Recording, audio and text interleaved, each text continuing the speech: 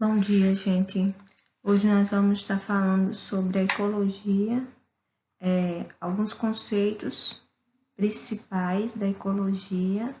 Vai falar também sobre fluxo de energia, sobre pirâmide ecológica e vamos dar uma introdução sobre o ciclo da matéria, tá? Que são os ciclos biogeoquímicos. A gente já vai começar a ver um pouquinho sobre eles hoje.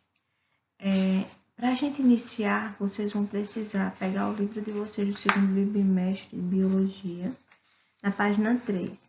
Na página 3 do livro de vocês, nós temos lá os conceitos e os componentes do ecossistema, onde lá tem um texto que fala um pouco sobre a ecologia, o estudo dela, e também fala que na Segunda Guerra Mundial, a preocupação com as atividades e suas consequências para o meio ambiente despertaram nos cientistas maior interesse pela ecologia. Isso atualmente é o que fez com que alguns países se preocupassem com o desequilíbrio ambiental e promovessem algumas ações para conscientizar as pessoas sobre isso. Na página 4 do livro de vocês têm um texto introdutório. Tem um texto introdutório que fala sobre a urbanização. Animais silvestres ocupam e se adaptam às cidades. Então, é importante que vocês, agora no início dessa aula, vocês vão fazer o acompanhamento, tá? Das páginas e já vai respondendo, para não ficar muita coisa acumulada. Então, vocês vão ler nesse texto uma coisa bem interessante. Vocês vão observar o texto, ele vai falar sobre essa questão da urbanização, né, que é a construção das cidades, a vinda desses animais que eram de ambientes de floresta invadindo as cidades, né, provocando aí alguns hábitos invasivos que na verdade são naturais do próprio animal, porque o homem que modificou a paisagem, o homem que interferiu e construiu diversas coisas nesse ambiente urbano. Então, hoje nós vivemos muitas vezes nos lugares que eram desses animais. Então, hoje os animais eles voltam para esses lugares em busca disso. Então, o texto vocês vão dar uma lida, ele fala exatamente mais ou menos sobre isso. E após o texto, nós temos 3 perguntas para refletir. Primeira pergunta: discuta com seus colegas sobre a influência do ser humano no ambiente natural. Então, vocês vão pensar: será que todos nós influenciamos o ambiente onde nós estamos naturalmente? Então, essa questão é para vocês tentarem se conscientizar do que nós, você, eu, todos nós, temos em um determinado ambiente. Nós temos temos que ter essa consciência da preservação, tá? De estar preservando aquilo para não gerar futuros impactos ambientais. A segunda questão, ela fala qual é a sua opinião sobre as relações atuais entre animais e centros urbanos. Na sua opinião, o que é que você acha? Esses animais estão invadindo esses centros urbanos? Você acha que isso aí está acontecendo por quê? Terceira pergunta, ele fala: você acredita na importância das pesquisas sobre a vida dos animais em seu ambiente natural? Por quê? Então, vocês podem estar fazendo uma pesquisa para exatamente estar respondendo algumas mais dessas perguntas, tá?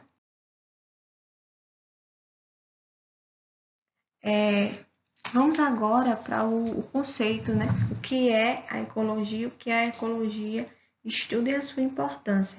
Então, o principal objetivo da ecologia é a conservação da natureza. O próprio ser humano ter essa conscientização de preservar os outros seres vivos, animais e plantas, para dessa forma propiciar um ambiente para a sua própria sobrevivência. Então, a ecologia é uma área da biologia que vai estudar isso, as inter-relações entre os seres vivos e o meio que ele vive. Esse meio é exatamente o meio que ele vive, a água, o solo, tá? Todo esse ambiente que é chamado de abiótico, o ambiente não vivo, o ser vivo ele precisa se relacionar com esses ambientes, tá? Então, é toda essa área dessa inter-relação que a ecologia vai estudar. Outra coisa importante é exatamente a interferência que tem causado desequilíbrios ecológicos do ser humano sobre os ecossistemas. É uma questão também que a ecologia ela trata, tá? Então a gente vai agora para a página 5 do livro de vocês, onde vai tratar de algumas questões dos conceitos fundamentais básicos da ecologia. Esses conceitos significam o seguinte, que nós temos que entender esses conceitos para poder entender todo o conteúdo que vai vir pela frente, tá? Então, para vocês terem uma noção, imaginem vocês um ambiente. Um ambiente, ele é constituído por, um exemplo, vamos pensar em uma mata. Uma mata ela é constituída por animais, plantas, água, ar, né? Calor, rochas. Então, um ambiente ele é constituído por fatores vivos e não vivos. Esses fatores vivos são chamados de bióticos e os fatores não vivos são chamados de abióticos. Então, tudo que existe no ambiente, eles são fatores bióticos e abióticos. Então, a ecologia ela vai estudar exatamente toda essa estrutura biológica da vida do animal, da vida do vegetal, tá? Da classificação como esses animais vão estar presentes, né? Para ser classificado no meio ambiente. Então, existem várias ações por trás dessa palavra ecologia, tá? Então, a ecologia ela vai ter várias subdivisões e essas divisões elas são muito importantes para a organização de forma geral de todos os seres vivos, tá? Então, com base nisso, nós vamos começar a observar aí. Eu coloquei o primeiro conceito que a gente tem que lembrar, é o que é espécie. Vocês têm lá no livro de vocês, conjunto de organismos semelhantes que podem intercruzar-se na natureza, gerando descendentes férteis. É importante vocês observarem, vocês têm no livro um exemplo da mula. A mula ela vai ser o resultado do cruzamento de dois animais, que é exatamente a égua e o jumento. E aí, apesar deles serem parecidos, eles não são de uma mesma espécie. A mula tá, é um ser que veio de origem da égua e do jumento, mas elas são três espécies totalmente diferentes, tá? E isso faz com que a mula ela se torne infértil, ela possa não conseguir gerar descendentes. Então, só é considerada uma espécie aquele indivíduo que consegue gerar, cruzar e gerar descendentes. Só é considerado espécie um indivíduo que consegue cruzar e gerar descendente, e esse descendente deve ser fértil, tá? O que é população? Conjunto de organismos de mesma espécie, que ocupa determinada área em certa unidade de tempo. Então, imagine uma mata. Uma mata vai ter plantas, animais e várias outras coisas. Então, eu posso dizer que uma mata, ela vai ser várias populações que vão ter dentro dela, tá? A mata, ela pode ser considerada ter várias populações, tá? Porque ela vai ter conjuntos de indivíduos diferentes. E para ser população tem que ser um único grupo de indivíduos. Então, imagine vocês, nós, dentro da sala de aula. Todos nós, dentro dessa sala de aula, representamos uma população. Quando junta a nossa sala de aula com todas as pessoas da cidade de Maceió, nós vamos continuar sendo uma população. Então, a população de Maceió é exatamente um conjunto de só ser humano com essas mesmas características. O que é comunidade? Comunidade, também chamada de biocênose, são diversas espécies que vivem na mesma região, que é chamada exatamente dessa parte biota. Então, a comunidade, lembra que eu falei da mata há poucos instantes? Então, a mata, aquele conjunto de ser, animal, planta, essa interação toda faz com que seja uma comunidade. Ou podemos pegar a nossa comunidade, a comunidade aqui do Graciliano, comunidade do Vilagem, a comunidade do Parque das Árvores. todas essas comunidades, ela tem animais, tem plantas que vivem nesse determinado ambiente. Então, isso é o que é considerado ser comunidade. Nós temos também aí, na parte do livro de vocês, página 6, nós temos o que é biotopos. Lugar onde há vida, é o componente físico do ecossistema, é toda aquela região em que existem elementos físicos e químicos e que vai reunir uma comunidade. O que é ecossistema? Ecossistema é o conjunto formado por todos os fatores bióticos e abióticos que atuam simultaneamente sobre determinada região. Todos os componentes do ecossistema se relacionam em equilíbrio e harmonia e estão ligados entre si. Qualquer alteração pode levar ao desequilíbrio. Então, um ecossistema, como o nome já está dizendo, né? É exatamente esse ambiente aí em que os seres vão conseguir sobreviver. Então, quando a gente fala ecossistema, a gente pode falar de um grande ecossistema, como a floresta, a Mata Atlântica, como o cerrado, só que o ecossistema pode ser um ambiente bem menor ainda. Pode ser um exemplo, um coco. Um coco, alguém comeu coco, jogou o coco fora.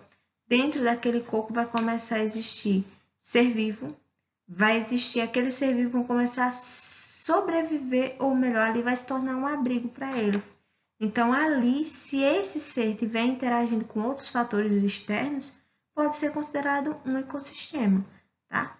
Então, lembrem sempre que é o conjunto de todos os fatores bióticos, que são os fatores vivos, e abióticos, que são os fatores não vivos, tá? E, cuidado, lembre-se que esse ecossistema pode, qualquer alteração que existe nele pode afetar e levar ele a um desequilíbrio ambiental. Nós temos agora aí, continuando, o que é bioma? Bioma é a unidade de comunidade biótica, ou seja, que tem vida. Facilmente identificada, produzida pela atuação recíproca dos climas, regiões, como a biota e o substrato na qual forma de vida da vegetação climática, o clímax é uniforme. Então, aí quando a gente fala bioma, o nosso planeta ele tem diversos biomas. Então, quando a gente fala bioma, a gente fala exatamente o bioma Mata Atlântico, o bioma Cerrado, o bioma... Tem diversos biomas, então é toda a unidade ou comunidade que tem vida. A biota, tá? Que nós temos aí também, que é o conjunto total dos componentes vivos de um ecossistema. A biosfera é o conjunto de todos os ecossistemas do planeta Terra. O habitat é onde determinada espécie ela consegue viver. Então, é o endereço do indivíduo, tá? Então, vocês vão sempre lembrar, habitat é onde o indivíduo vive. Então, se eu falo assim, o mico-leão dourado, qual é o habitat dele? A Mata Atlântica, tá? É muito, muito normal as pessoas confundirem a palavra, é muito, muito normal confundir essas duas palavras, ó, que é habitat e nicho. O nicho ecológico é o que o animal faz para sobreviver no ambiente, tá? Então, habitat é onde ele vive, certo? Onde ele vive. E o nicho é o que ele faz para sobreviver naquele ambiente. A chamada profissão dele. Então, eu falo, tamanduá-bandeira. Ele vive em tocas, o habitat. Mas, se eu falo qual o nicho dele, qual a profissão, o que é que ele faz para sobreviver? Come formiga, tá? E nós vamos aqui para o ectógono, é a transição entre duas ou mais comunidades diferentes, tá? A gente vai falar agora sobre os componentes estruturais do ecossistema, ou seja, os componentes vivos e os não vivos, certo? Como eu falei já anteriormente na minha fala, o que são esses componentes, né? Abióticos e bióticos. Então, vocês lembrem que todo ecossistema ele é formado pela inter-relação, a relação entre os fatores vivos, bióticos, e os não vivos abióticos. Então, um exemplo, eu tenho peixes. Esses peixes vão conseguir sobreviver num ambiente sem água, sem ar?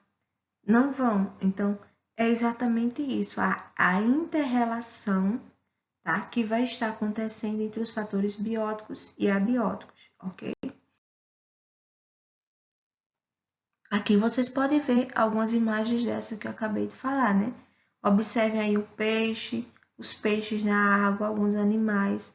Então, esses animais não têm como sobreviver se não for exatamente esses fatores abióticos, que são a luz, as rochas, a água, tá? O ar. São todos os fatores que esses seres eles necessitam para sobreviver em um determinado ambiente.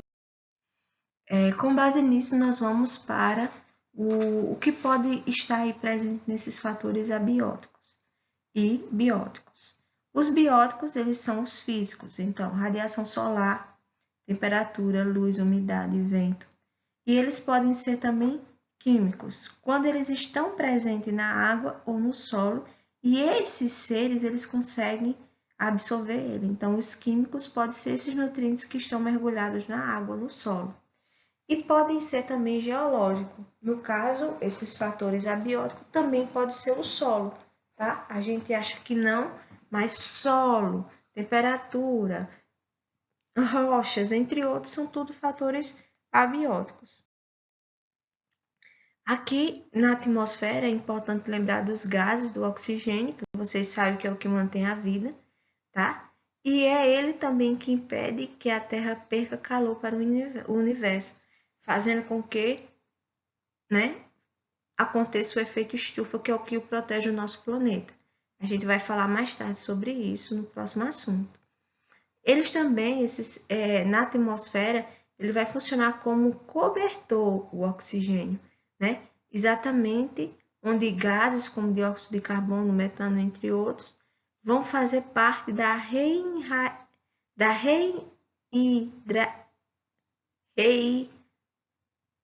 a palavra não sai não.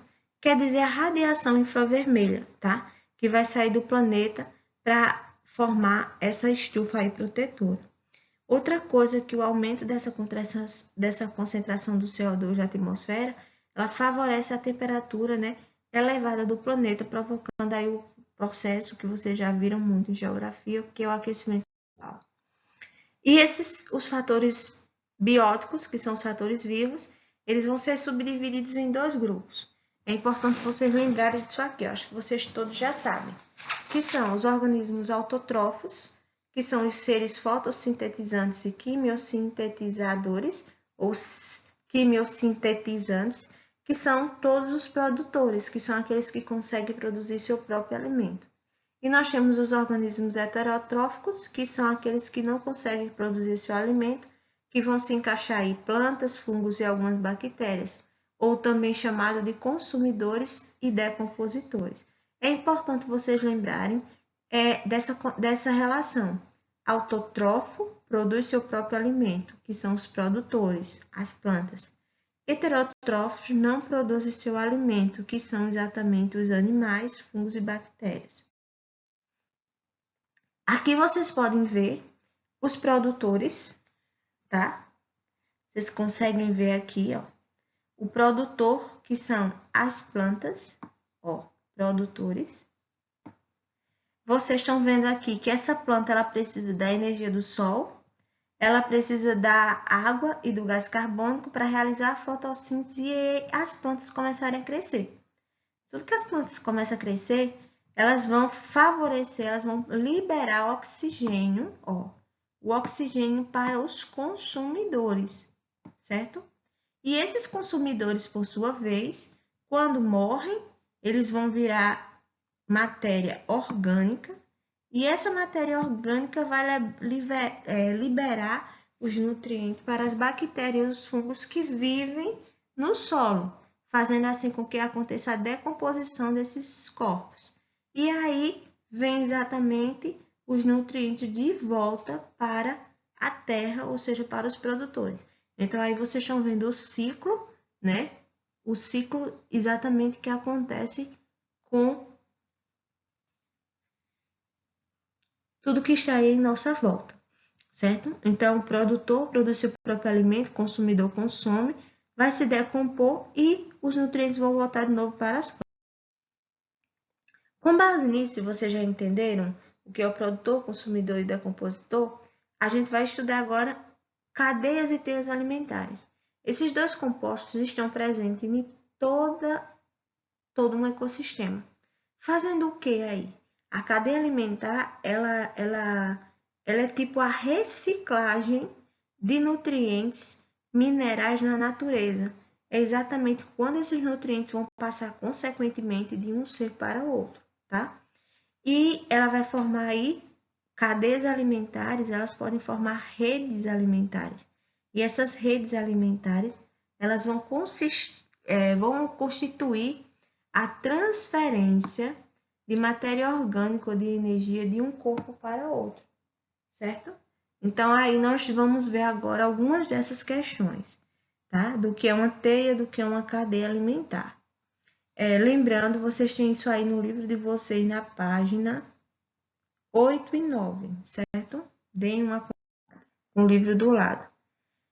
Já estando com o livro do lado, vocês vão poder observar uma cadeia alimentar que vocês têm aí. Essas cadeias alimentares, elas são seguidas por essa seta que vocês estão vendo aqui, rosinha, certo? Essa seta rosinha aqui, ela faz com que mostre a sequência da cadeia alimentar.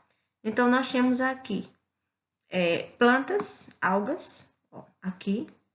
Essas algas, peixes estão se alimentando dessas algas.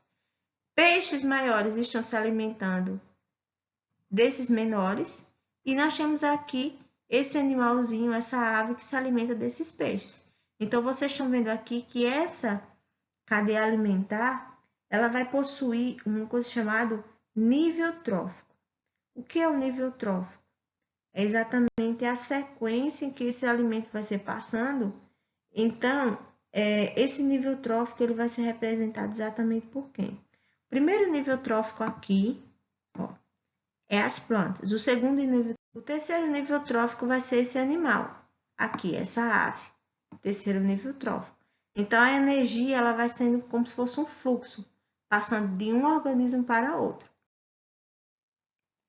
Aqui você já vê algo totalmente diferente. Vocês não vê mais um produtor. Aqui vocês têm vários produtores. Vocês têm uma árvore, vocês têm uma verdura, vocês têm graminhas. Aqui embaixo tem um nome chamado produtor. Tudo isso aqui são produtores. Isso aqui são consumidores, consumidores, consumidores. E no final disso tudo vai ter os decompositores, tá? Então, isso aqui continua sendo uma cadeia alimentar. Só que quando um organismo participa de mais de uma cadeia alimentar, essa cadeia ela deixa de ser chamada cadeia alimentar e vai ser chamada teia alimentar, tá? Que é o conjunto de várias cadeias alimentares que vão se interligar, sobrepondo uma à outra, onde esses consumidores eles vão consumir mais de um organismo, ou eles vão ser consumidos por mais de um consumidor, tá? Você já deve lembrar que os consumidores eles podem ser chamados aqui, ó, consumidor de primeira ordem, consumidor de segunda ordem e consumidor de terceira ordem. Normalmente, os de terceira ordem eles são os carnívoros.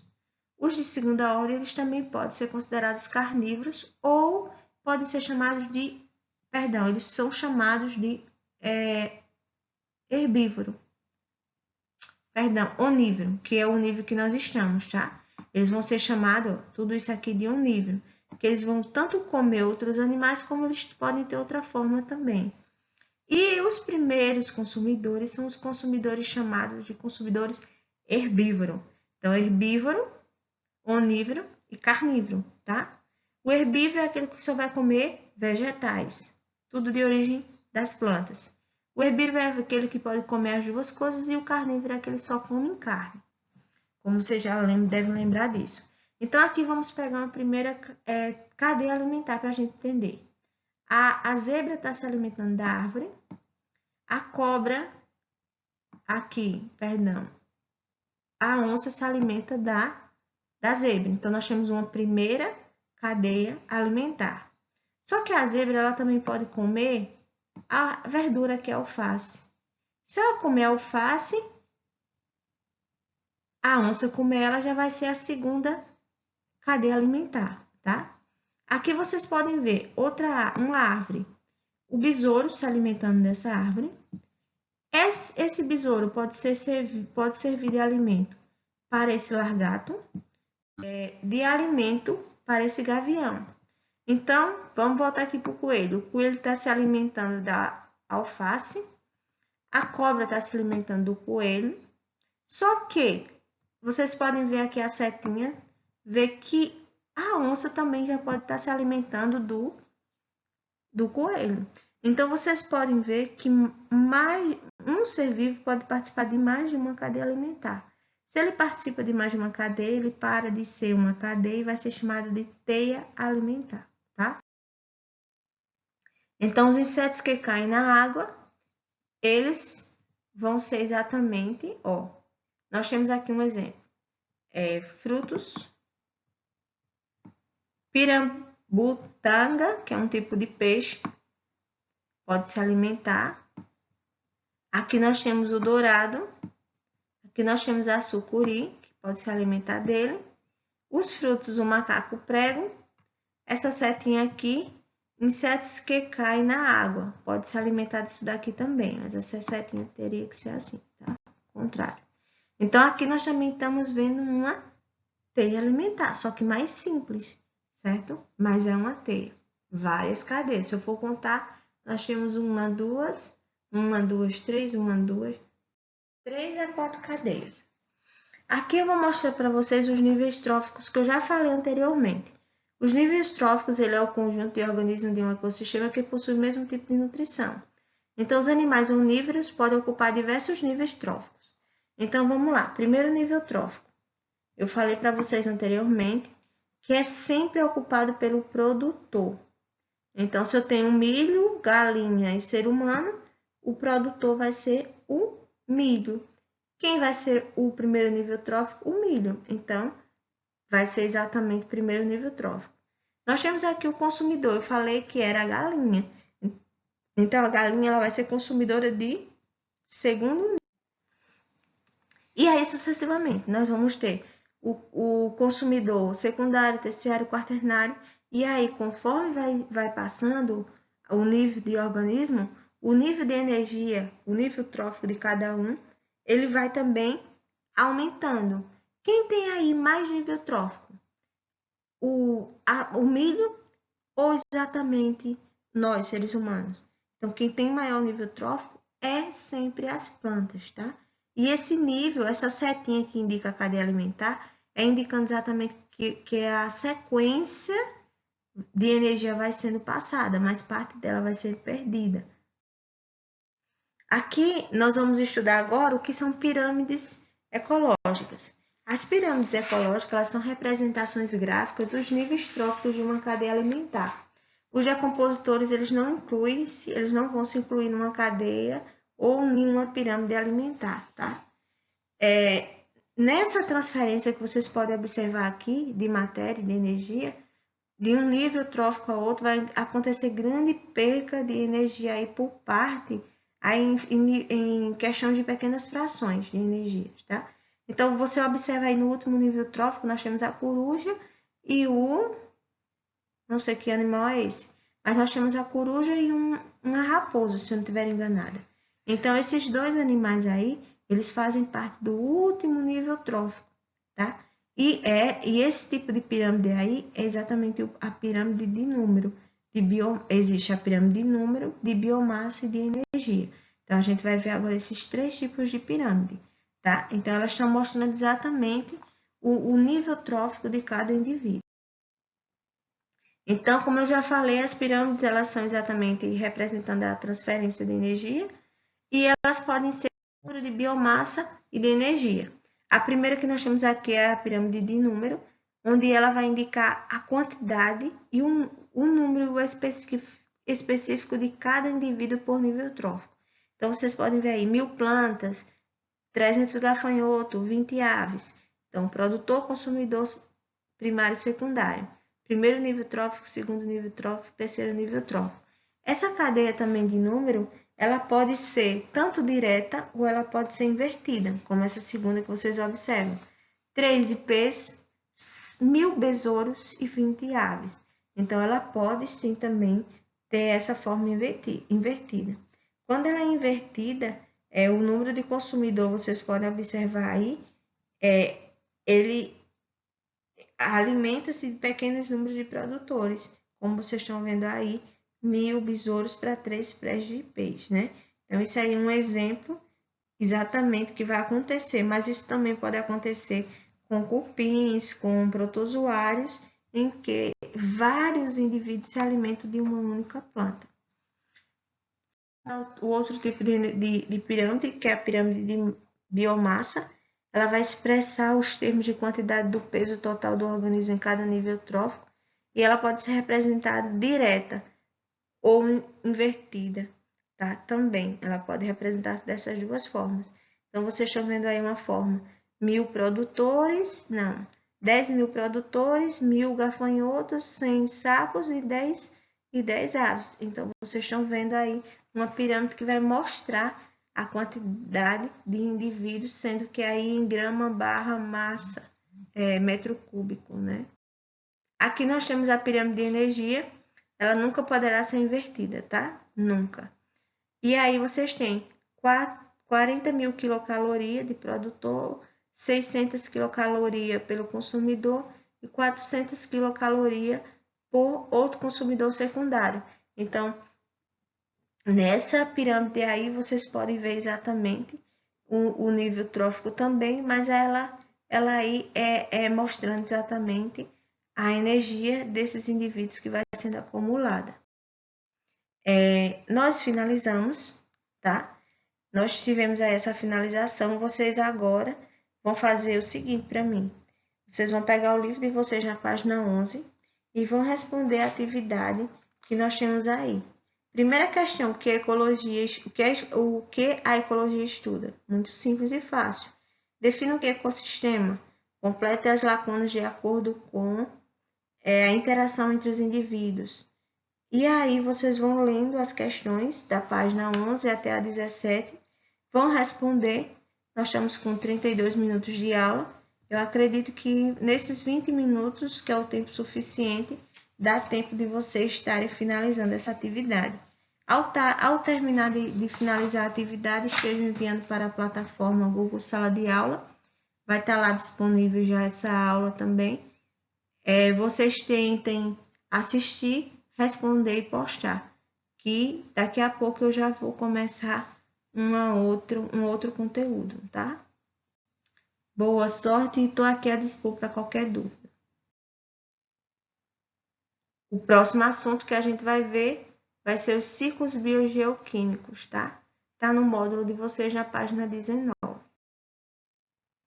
Só uma introduçãozinha aí rápida sobre esses ciclos biogeoquímicos. Os principais ciclos que nós vamos estudar é água, nitrogênio, oxigênio e carbono. Em cada um desses ciclos a gente vai ver exatamente o que é um ciclo, é algo contínuo. Bio quer dizer vida, geo, vocês lembram que é terra, químico são reações químicas que vai acontecer. Então, cada ciclo desse ele vai mostrar exatamente isso. O ciclo da água, qual o objetivo? É vocês aqui entender que vai existir o pequeno ciclo e o grande ciclo, tá? O pequeno ciclo só vai representar aqui a evaporação exatamente dessas substâncias aqui.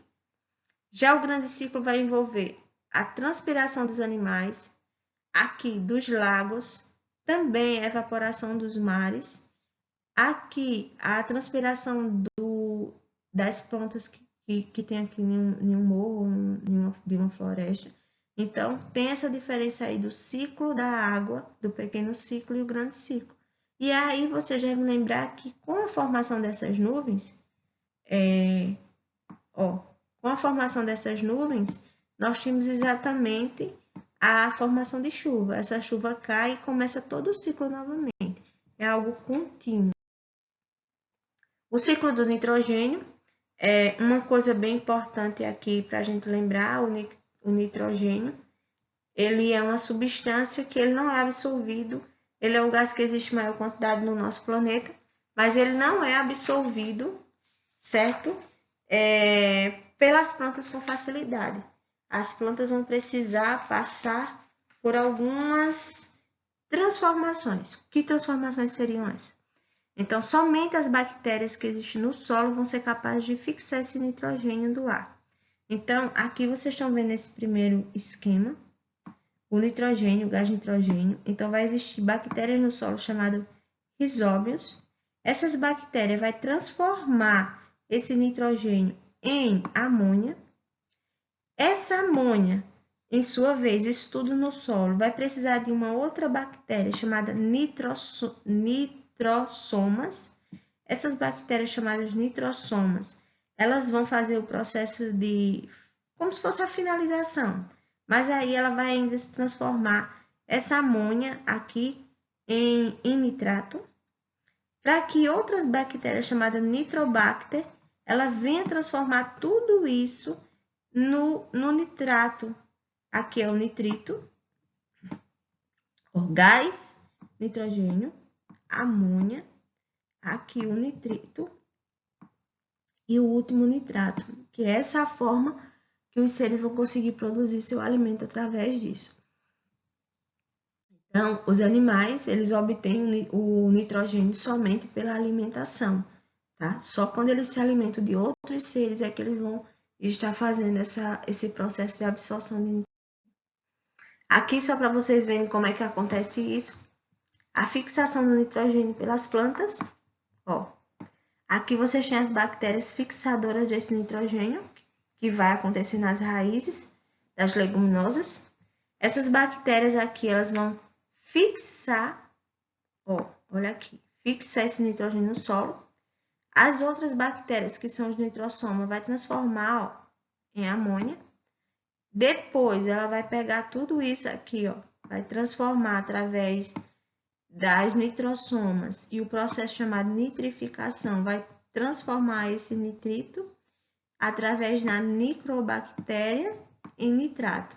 E esse nitrato aqui é o que a planta vai conseguir absorver e vai ser capaz de transformar para a gente, tá? Ou seja, a gente pode ingerir, a gente acaba ingerindo essas plantas e a gente vai conseguir captar, ou seja, absorver esse nitrogênio. Qual a importância do nitrogênio? Ele é importante porque ele é fundamental para a formação dos aminoácidos, proteínas, tecidos musculares e hormônios, DNA do nosso corpo. Além dele ser macronutriente, é essencial para a vida de todo ser vivo, certo? Então é importante vocês lembrarem exatamente disso, porque é o gás que existe em maior quantidade, mas a gente tem que saber a importância desse gás, que é exatamente o nosso DNA só é formado exatamente graças à presença desse nitrogênio que a gente absorve na nossa alimentação. Existe uma outra coisa importante que a gente vai estudar todos esses tópicos que nós temos aqui embaixo, contaminação da água, eutrofização, chuva ácida, mas tudo isso aí vai interferir com a presença do nitrogênio, tá? Mas eu vou falar isso mais. Aqui tá algumas raízes de alguns leguminosos, ó, que vocês podem estar vendo, e esse monte de bolinha aí é exatamente essas bactérias fixadoras de nitrogênios, que o rizóbio, que vão estar presentes na raiz. Quando a gente come o arroz, vai ter presença desse nitrogênio, o milho e outras culturas, todos os vegetais que a gente come vai ter diretamente essa substância. Aqui nós temos o ciclo do oxigênio, tá? O oxigênio, como a gente sabe, é o gás que a gente absorve, né? Então, o gás oxigênio, os átomos deles presentes na atmosfera, é o que nós acabamos usando para a respiração de todos os seres vivos. Cerca de 21% do gás do gás oxigênio existe no nosso planeta, tá? Então, ele é um gás que é produzido graças a um processo chamado fotossíntese, né? É graças à fotossíntese que ele vai ser formado. Mas aqui, vamos lá. Aqui vocês podem ver a fotossíntese, que eu acabei de falar, né? Então, a fotossíntese ela vai precisar de água, luz do sol, gás carbônico, ela vai conseguir produzir seu próprio alimento. E esse alimento, através do processo de fotossíntese, ela vai produzir gás, oxigênio, tá? E a glicose, que é o alimento dela. Mas esse oxigênio é o que vai ser usado por todos os seres vivos que vocês estão vendo aqui, tá? Todo ser vivo precisa desse oxigênio. O ciclo do carbono é importante também, porque é ele que faz... A fotossíntese é importante porque ela absorve esse gás carbônico, mas aqui vocês podem ver o gás carbônico, ó, a fotossíntese, absorvendo esse gás carbônico para produzir a glicose e também o oxigênio. Mas esse gás carbônico ele não vem só das indústrias, como vocês estão vendo, ele não vem só dos automóveis, ele não vem só dos animais mortos, ele não vem só da queima dos combustíveis, né? Ele não só vem de tudo isso que vocês estão vendo aqui dos resíduos, ó. Ele vem praticamente, imagine você, tudo que se decompõe forma um gás. E esse gás, ele é o gás que vai contribuir para o ciclo do carbono. Então, às vezes a gente acha assim, esse ciclo não é importante, mas é sim. Sem ele não teria como produzir a glicose, tá? Não teria como produzir as substâncias que o nosso corpo precisa para conseguir sobreviver. Vamos para o próximo. Aqui só mostrando, né, as etapas para que vocês possam fixar melhor. A importância dele, já falei, a base da construção molecular orgânica. Ele faz parte das membranas do DNA, dos tecidos, e o estoque de energia, né? Açúcares, lipídios, proteínas, petróleo, carvão, gás e etc. Todo vem do carbono. E ele também regula o clima, né? Com o gás metano e o CO2, que é o gás carbônico. E é importante para a manutenção da temperatura e o aquecimento da biosfera, ou seja, do nosso planeta. Agora, vocês têm também uma atividade da 26 a 33, mas não precisa fazer agora, tá? Primeiro eu quero a outra. Se não der tempo, essa daí fica para a próxima aula, tá? Fiquem todos com Deus e um abraço.